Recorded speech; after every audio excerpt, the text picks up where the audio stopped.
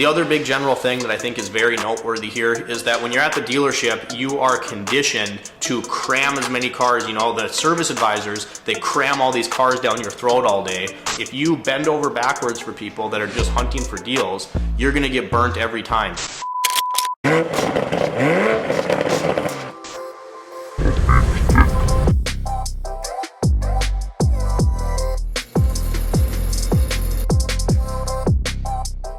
Alright guys, welcome back inside the shop for another video. In today's discussion, what I wanted to go over was running an automotive repair shop as a single mechanic business, meaning you are going to handle all the roles. You're a one-man show. So some things we're going to touch on in this video is handling the role of parts runner, service advisor, checking over your books, dealing with difficult customers, all that kind of stuff. Just things that I have learned over the last 3.5 years of coming from a dealership type setting and starting my own auto repair business with now 3.5 years in having quite a bit of success with it. Very lucky that our business is doing as well as it is, so that's what I wanted to cover today. Let's jump into it. One quick thing before we get too deep into this video, I did want to show you guys, I did a trial run on some different hats. So we got this one, which is kind of the cork style patch with the shop logo on it, of course. Then we also did this one, which is just kind of an embroidered logo on there. I don't know how well they're going to focus, but I really do like these ones with the patch on there. So we'll kind of see what kind of interest we have. My goal has always been to hit 10,000 subscribers on the channel and then drop some merchandise, hats, decals, t-shirts, stuff like that. So I was pretty happy with how these turned out. Again, there is the cork one, and there is your more standard embroidery there. Enough about that, let's get into the video. So I think this is gonna be a really important discussion video. If you're watching this, I would like to assume more than likely you're either a car enthusiast thinking of starting a side hustle or starting a business, or you're a mechanic, you're in the automotive field in some sort of capacity. Now, I'll keep it nice and short because those of you who have been on the channel before already know this. I got some notes here and I have about 6 or 7 points that I think are really, really crucial things that I wish I would have known before or that I've learned along the way and I think could help you out if this is something you want to do. So again, I'll keep this part short. This is our auto repair business and it's just me doing the work. So that means I do the books, I do the parts, I do the service advising, I do all of it. Now, a couple times on some bigger projects, engine swaps, tranny swaps, stuff like that, I will hire one of my buddies to come help me and then I'll split the profits with them. But 99% of the time, I'm the only one that's here. I got into the automotive industry starting back in 2014, like so many other people do that are trying to become automotive technicians. I went through tech school and then I got a job at the dealership in the quick lube. I did the whole quick lube, changing oil, patching tires thing for a couple years while I was in tech school, graduated up to being a C-Tech, and then I was an A-Tech main shop technician for Toyota for a while. I was a mechanic at the dealership for about 8 years and then I decided I wanted to go off on my own. The time of the recording of this video, this is about 3.5 years into running our own automotive business. And for the most part, I can say it's been wonderful. I've loved it. There obviously has been some highs, there's been some lows. The first year went pretty good. The second year almost completely tanked and I almost went back to working for somebody else. Our third year was fantastic. Going into our fourth year has been even better. So incredibly blessed to have awesome customers, to have a really good business, and more importantly, good people surrounding me. The first thing to take note of is kind of just a generalization of starting your own auto repair business is there's going to be some culture shock. When you work at the dealership, you work in that kind of setting, 2 things are going to shock you the most. And the first thing is that when you show up to, let's say, the Toyota dealership, like my case, I'd get there, I'd fix cars, at the end of the day I got to lock up my toolbox and go home. And that's not at all how it works when you're running your own business. You get phone calls after hours, you have things that you need to stay late and figure out, you have paperwork to do. So instead of just being the technician or the mechanic, you're now encompassing all the roles of running a repair shop. You don't think a whole lot when you're in that dealership setting about your parts department's job, your service advisor's job. It's all roles that you're gonna have to take on unless you can afford to hire it out, which absolutely right away you're probably not going to be able to do. And if you're like me, I'm kind of at that middle ground spot where I could probably hire a little bit of part-time help now.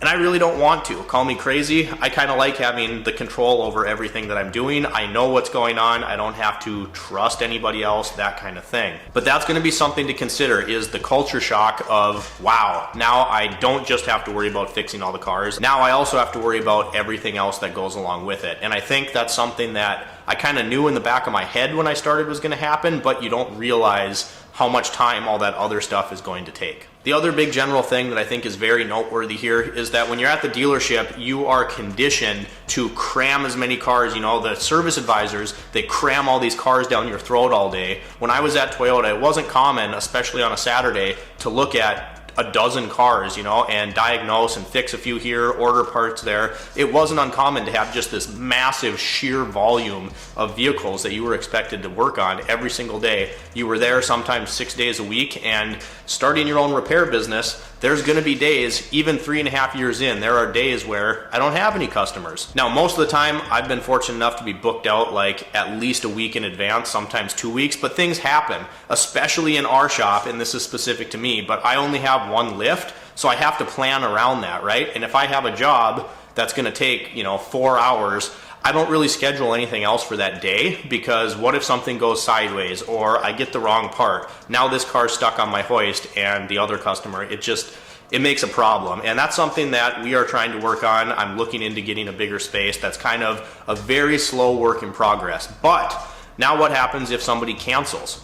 Right? So now all of a sudden you don't have anything to do that day. And there's always something to do, but my suggestion would be to have something money making at your shop, whether it's a part that you can recondition and sell, whether it's a vehicle that you can work on flipping, like our Hyundai project. If I don't have a car that day, I'm going to work on the one that I'm cleaning up to sell, get some repairs done on that. There's always paperwork to do, there's always book work to do. You can always work on advertisement, stuff like that. The point I'm trying to make here, though, is that the dealership and the 9 to 5 in general conditions you to think like, if I'm not constantly working this whole time, I might be failing. And that's not the case. I can do one brake job here, and because it's my business and I'm keeping all the money, I can make just as much money on that brake job as I did working on 3 or 4 cars at the dealership. All right, so getting into our points here, my number one thing is going to be some things are going to be out of your control. And what I mean by this is, let's say a customer calls you up, and this is going to be something that we circle back to in a little bit, but a customer calls you up and they have a great emergency with their car. So you schedule them in and you tell them, hey, I need your car to be at the shop for me to obviously do anything with it.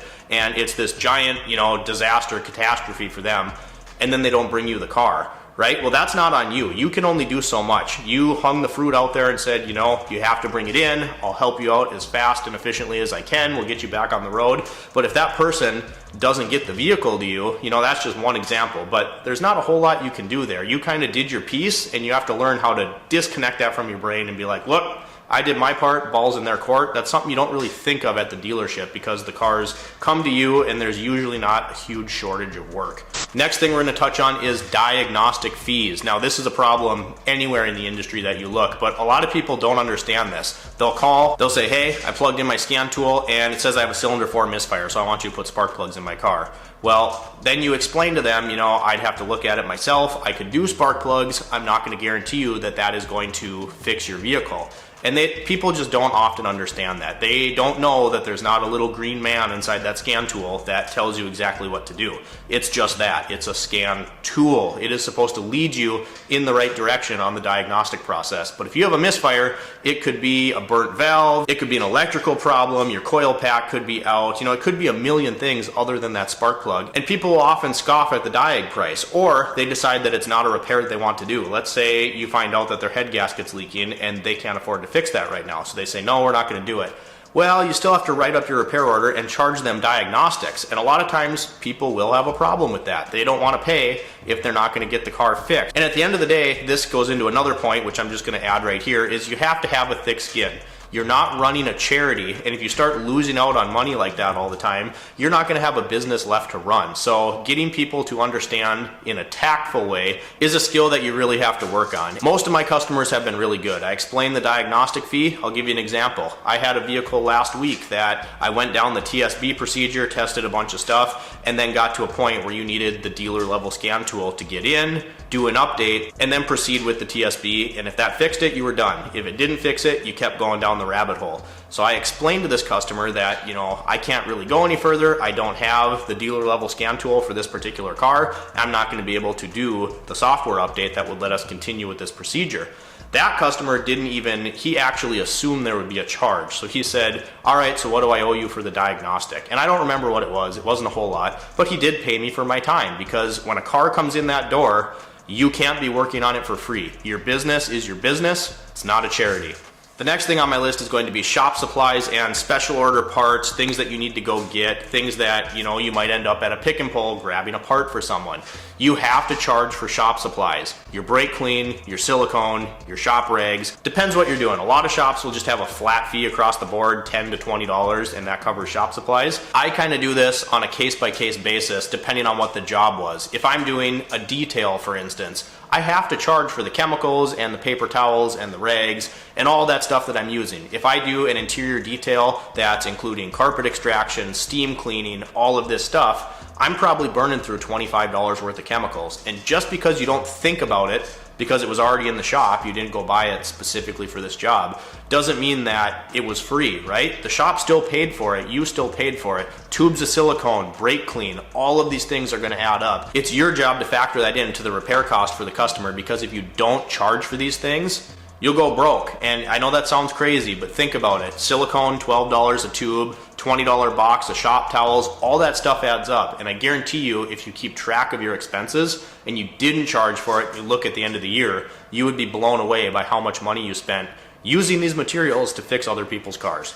If I have to make a special trip, let's say it's an older car and the parts are obsolete and I end up at the junkyard, I have to drive over there, sometimes I even have to pull the part myself. Yeah, the customer is going to get a pretty decent deal because it's not a new part, it's a used part. There's going to be some savings there. But if I have to drive across town, better yet, I have to load up my pack out with all my tools and go pull the part myself. Generally speaking, if it's an easy part, it takes me 5 minutes to pull, I don't really charge labor for that part of it. But generally speaking, if I have to drive somewhere and pick something up, especially because it can't be delivered through my commercial accounts, I'm charging at least $40 on that bill. And that might seem like a lot, that might seem harsh, but if I have to spend an hour going across town because this place doesn't deliver, or I had to pull the part and it took me an hour, so I charged an hour of shop labor to do that, these are all things that are gonna nickel and dime you to death. Time is money, and if you're spending an hour running around collecting parts for someone, specialty bolts, any of that kind of thing, you're losing money because that's time you could be in the shop doing something else, doing a simpler repair, making more money. The last thing I wanted to leave you with in my list is this: friends and family. Primarily here, I'm going to be talking about extended family and your friends that were from high school that you haven't talked to in 15 years that hit you up and say, hey buddy, hey good buddy, old pal. These people are going to be looking for deals. And I heard it best out at the drift track this summer. I was talking to one of our buddies, John, and he said, I have a lot of friends in the field now. Some of them run specialty shops. Some of them are like our buddy Jeremy, who does powder coating. We have lots of friends that are somehow tied to the industry, and it's really cool to see lots of people running their own businesses. But he made a really good point. I never thought of it this way. He said, I'm at a point in my life where if I'm going to my friend's business, I'm doing that to support his business. I'm not going there looking for a deal. I'm going there because I trust him, I think he's a good guy, and I want to support his business and help him make a good, honest living. And that's the complete opposite of what happens most of the time. You'll have these acquaintance type friends that show up looking for a deal, or they want you to do it after hours on the side, what can you do for me? And that's just, it's not going to work. If you bend over backwards for people that are just hunting for deals, you're gonna get burnt every time, because one, they're gonna expect that every time, and two, you're trying to run a business. This isn't a charity. I know I've said that a few times in this video already, but you have to know that the price is the price, and I'm sorry if we went to high school 10 years ago together and we barely talked then, and now you're looking for a special deal. You're not gonna get it out of me, because again, at the end of the day, if you do that for 10, 20 people, all of a sudden, you're not gonna be able to pay your bills and you're not gonna have a business to run. You have to remember, you got into this being self-employed to do it for you, to have the freedom and the pride in running your own business, and if you let people nickel and dime you to death, it'll never work. And it's a really hard thing when it's someone that's an acquaintance that maybe you've known for a long time, and they're like, oh, I'll go to him, I know him, I'm gonna get a good deal. It can't be run like that. You can't give everyone a discount. Personally, what I do, my core best friends, they get a deal. And oftentimes they'll tip me anyway because they know I'm giving them a deal. And my immediate family, my sister, my brother-in-law, my mom, my dad, that's it.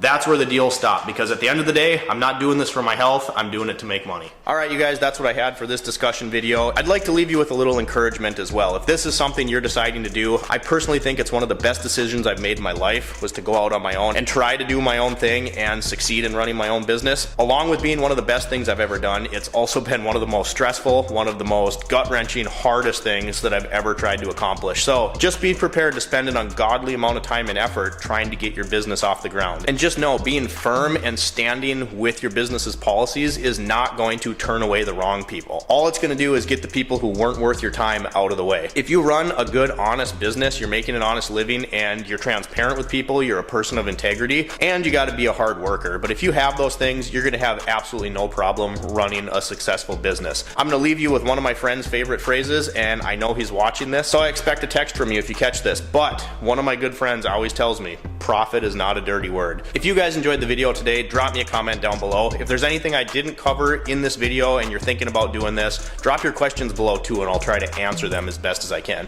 Thanks for watching, guys. Subscribe if you have not already, and as always, we'll see you next time.